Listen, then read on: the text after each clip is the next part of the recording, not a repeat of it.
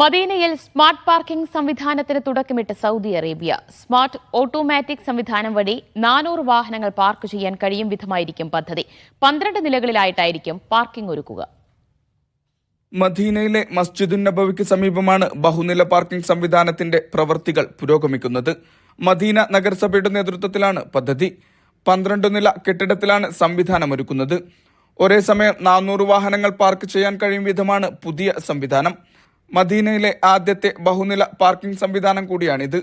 Smart automatic സംവിധാനം ഉപയോഗിച്ചായിരിക്കും ഇതിന്റെ പ്രവർത്തനം. 982 ചതുരശ്ര മീറ്റർ വിസ്തൃതിയിലാണ് പദ്ധതി ഒരുങ്ങുക. പദ്ധതിക്കായി ചെലവ് വരിക 9 കോടി റിയാലാണ്.